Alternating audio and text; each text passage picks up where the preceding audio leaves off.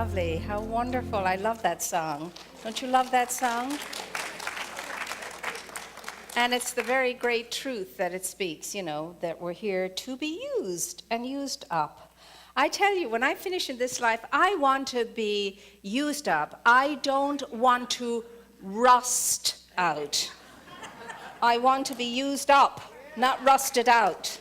And I'm sure we're all here for the same reason. And so we continue in this great series of looking at the basic fundamentals of science of mind. And today is God 3. So first Sunday we had the thing itself, God 1. And the second Sunday we had, you know, what did we have on the second Sunday? The thing itself, the way it works. And today is what it does. Yes, some of us are remembering. It's great. It's good. What it does.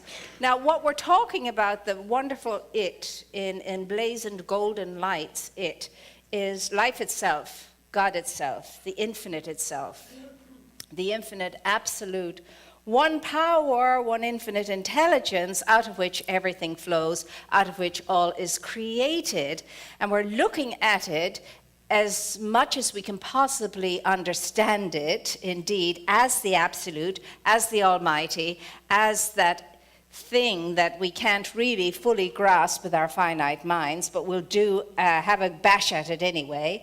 And then we're looking at it in its essence, which is immovable, always the same yesterday, today, and tomorrow, as the great philosophers called the unchanged, changeable mover.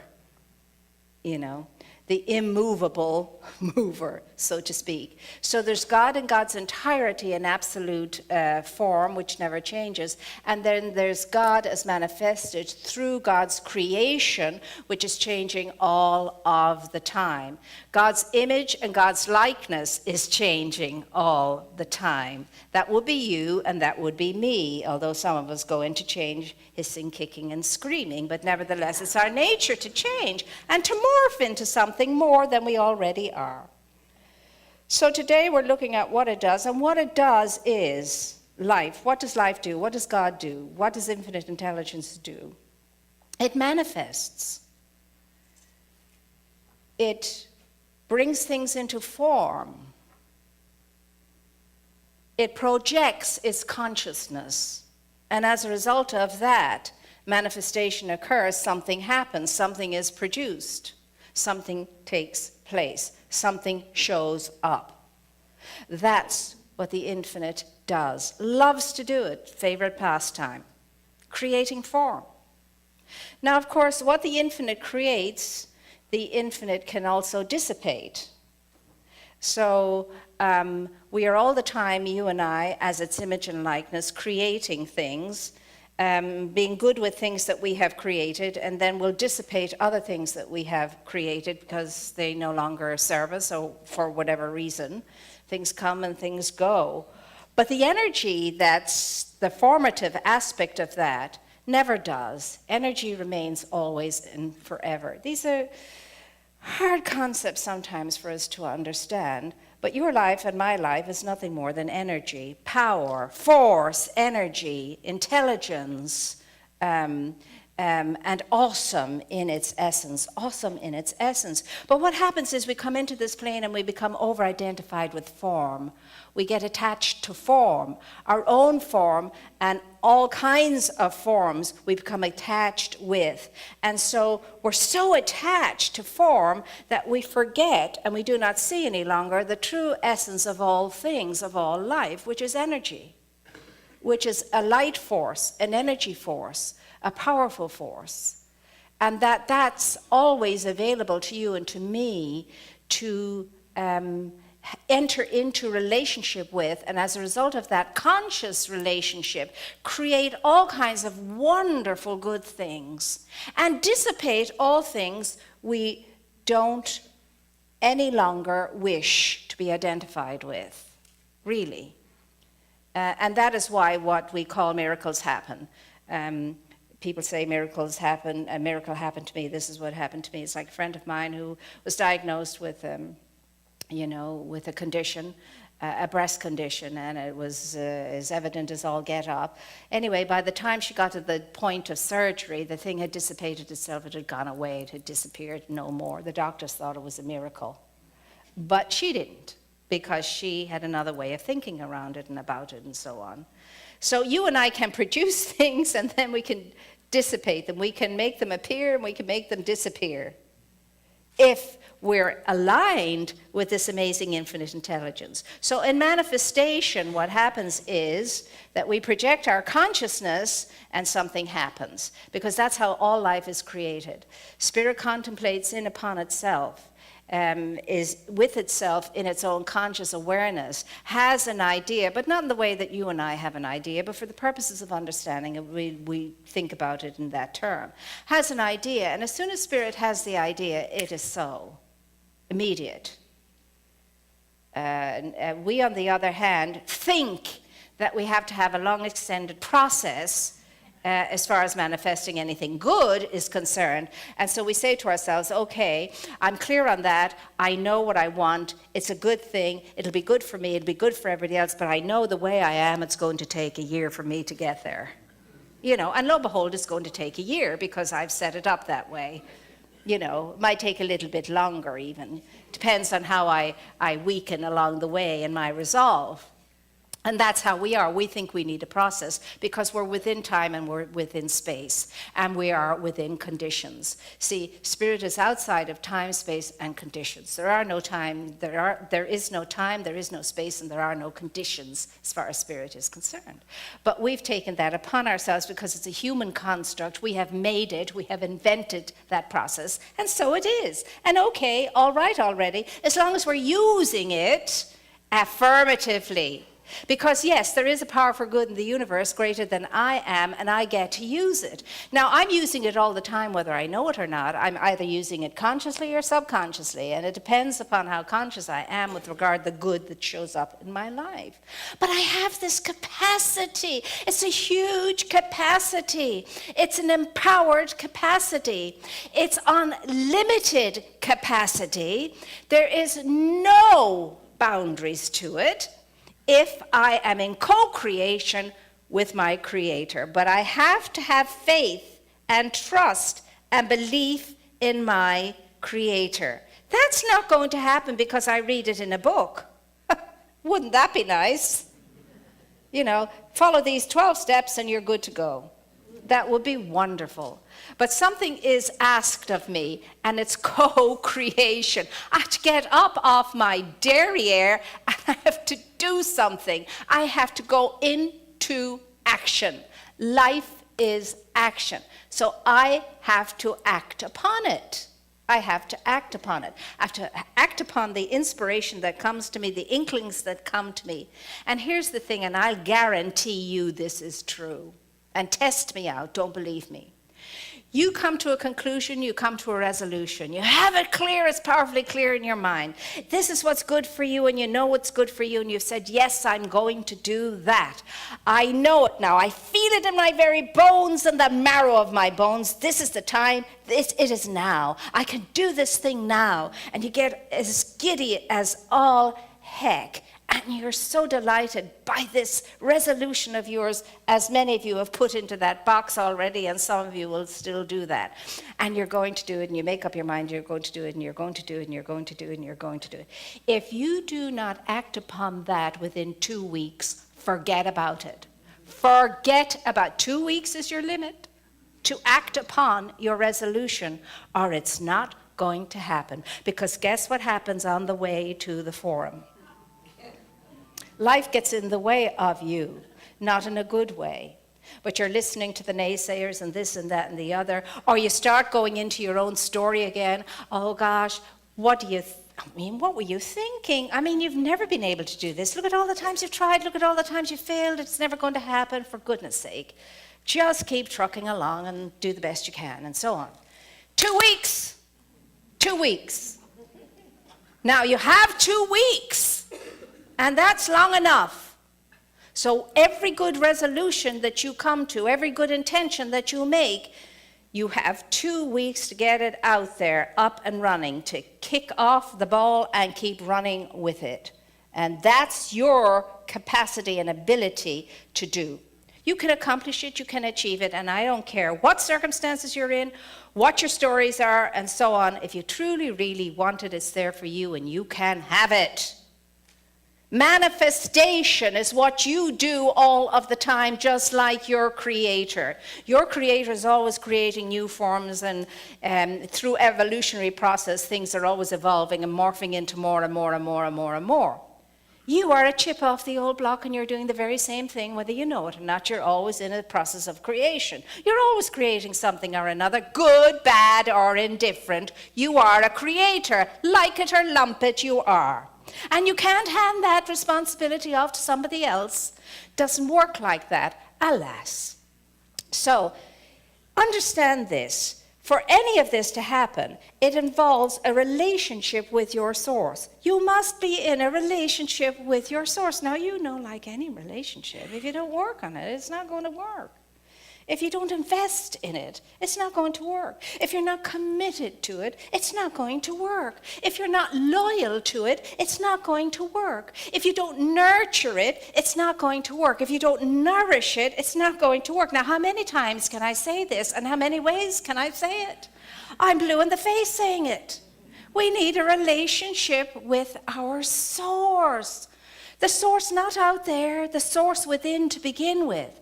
And once I create the source connection with that which is within me, I'll have no trouble making that connection with everybody and everything out there too. That's the way it works. It doesn't work, I first must have a relationship with everything out there and then I'll have the one in here. No, it doesn't work that way. It works from inside out.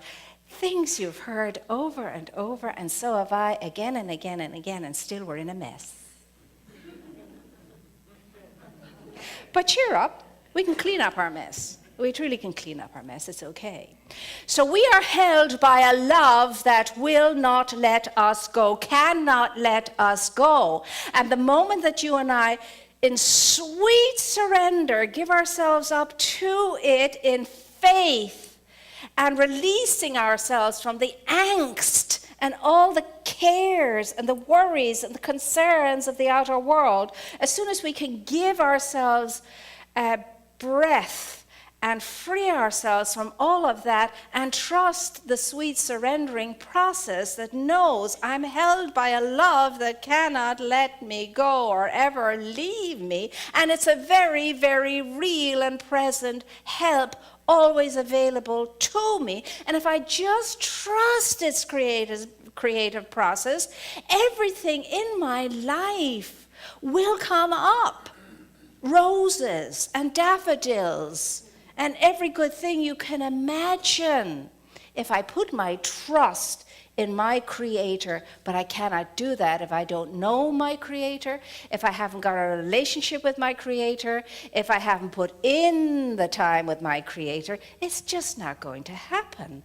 I can't suddenly have absolute trust in something or one I don't know much of, or I'm not in tune very much with, or I'm not consciously connected to regularly and consistently and deliberately.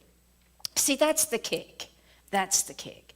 So all of the beautiful steps, the 3 steps, the 12 steps, the 6 steps, the 30 days, the 40 days, the whatever it is, if it's all on the outside, it's not going to work continuously. It'll work for a time, but not continuously.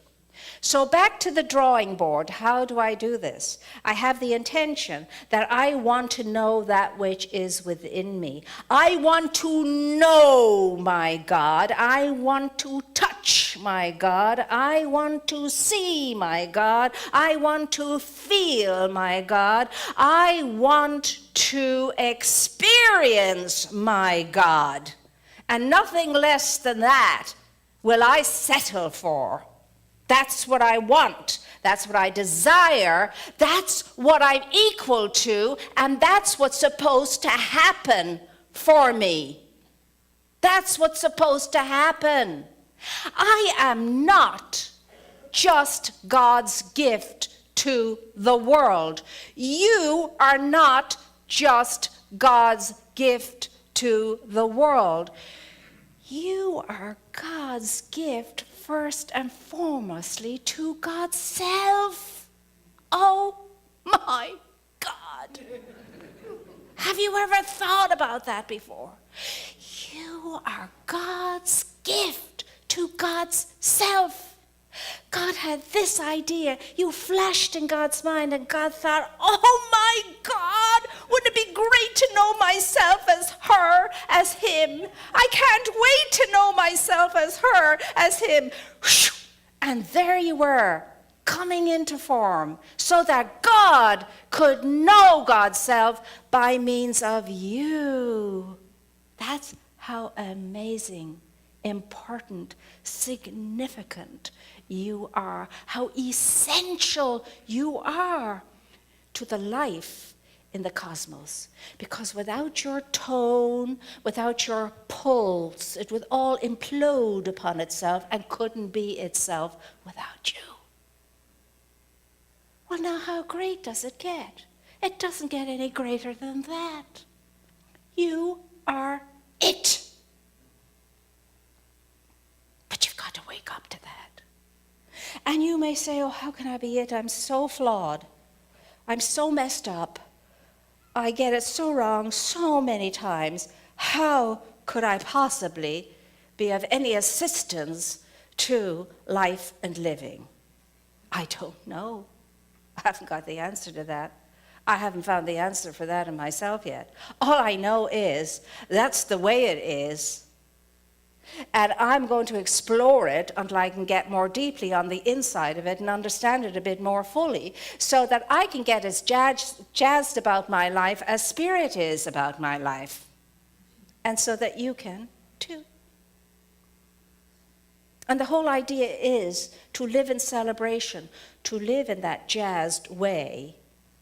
And it doesn't matter how we mess it up or how many mistakes we make, and how awful we have been doesn't matter to Spirit.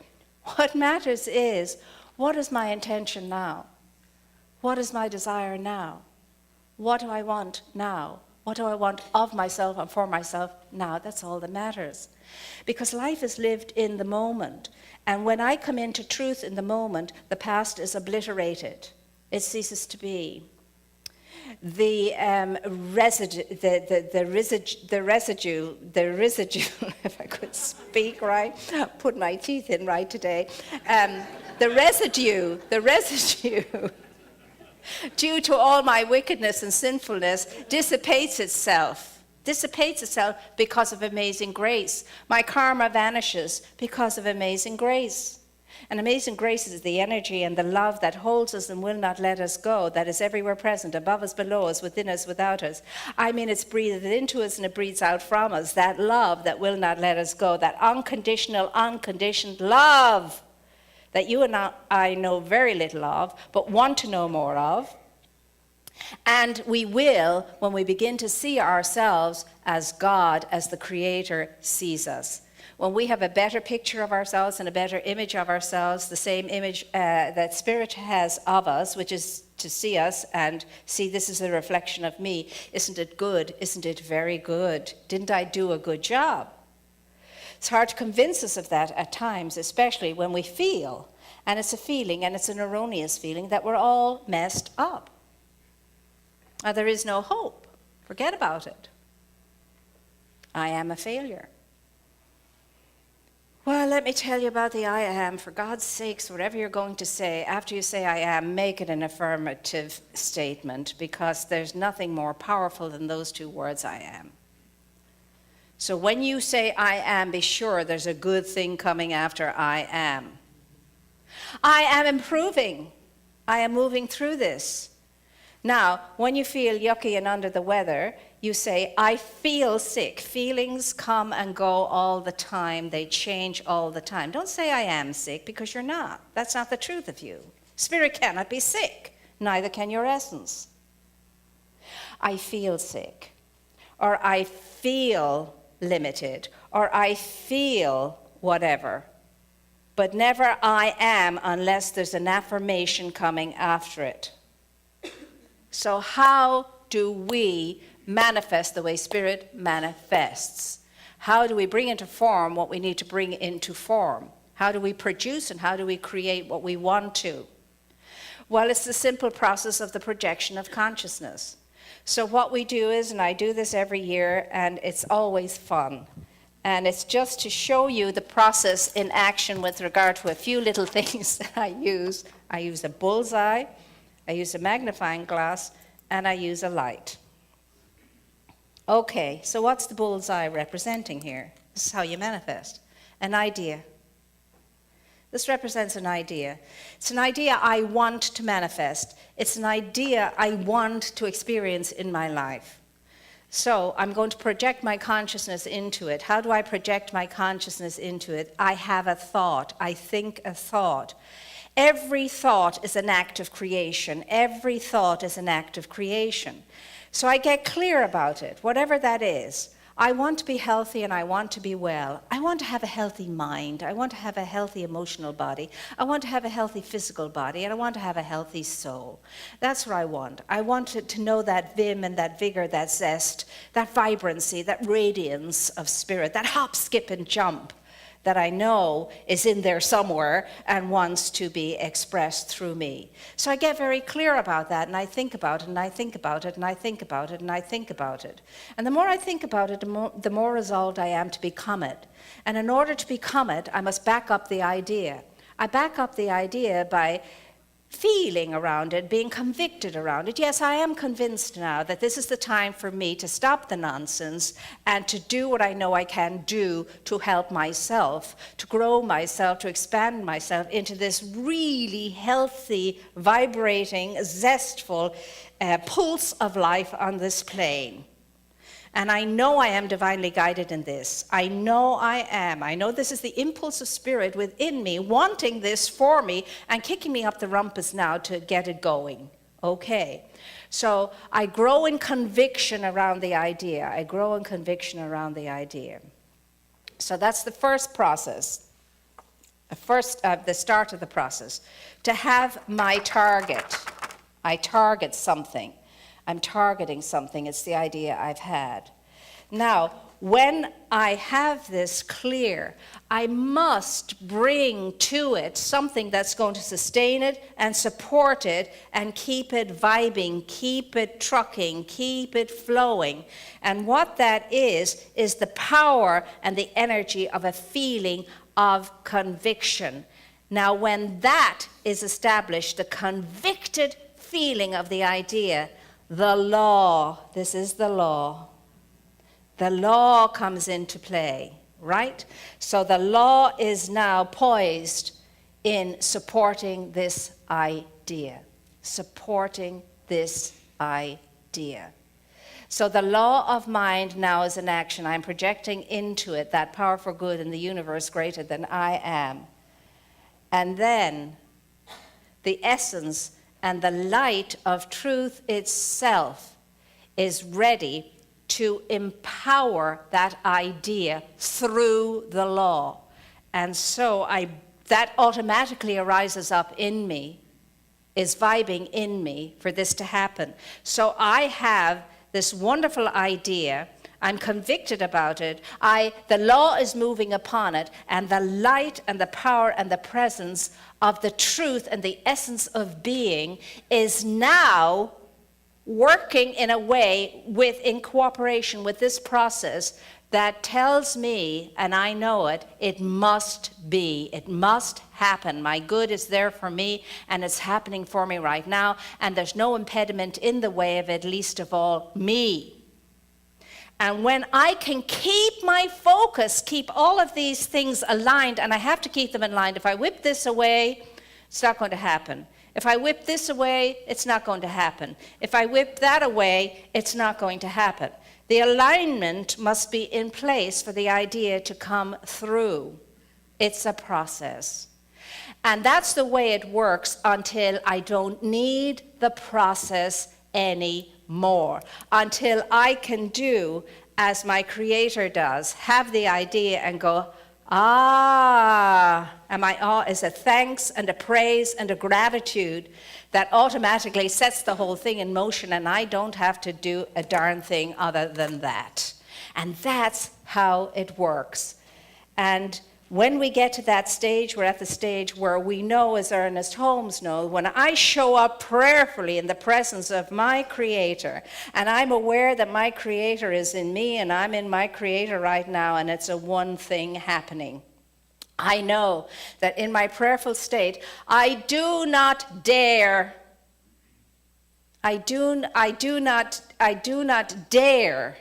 to even for 1 minute question if this might not be right for me. So what I'm doing now is not wishing, I'm allowing. I'm not desiring, I'm declaring. That's what I'm doing. I'm not hoping, I'm knowing. I'm not expecting, I'm realizing. And I'm doing it all in just one, yes. Yes, to the life that lives me. Yes, to Spirit's own desire for me that I should have life and have it in abundance, that my joy should be complete, and that I should know the peace that passes understanding. And I'm saying, yes, here I am. I surrender all the negativity and all the nonsense and all the ridiculousness of my egotistical mind that runs amok, and I'm just going to breathe quietly, be in peace, and say yes to the love that loves me. Do we understand? You are held by a love that cannot and will not let you go. And all you have to do is love upon it.